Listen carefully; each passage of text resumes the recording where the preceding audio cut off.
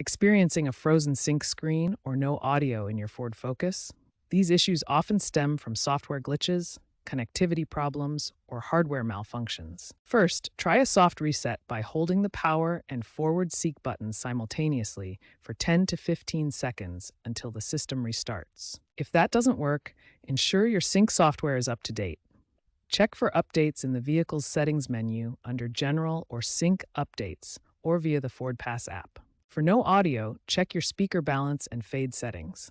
Also, verify Bluetooth connections and try unpairing and repairing your phone. If problems persist, a deeper dive is needed. When basic troubleshooting doesn't resolve sync issues, try these advanced fixes. Start with the Ford Pass app's AI diagnostics feature, which allows remote troubleshooting and system resets without visiting a dealership.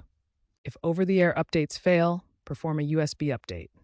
Download the latest sync software from Ford's official website and follow the on-screen instructions to install via USB drive. Ford has extended warranty coverage to 2026 for affected 2018-2022 Focus models.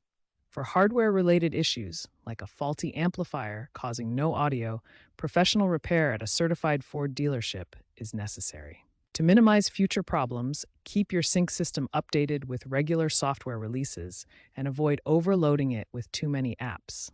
Note that support for pre-2018 models will phase out by 2028, potentially limiting available solutions. These advanced approaches should help resolve persistent sync issues in your Ford Focus.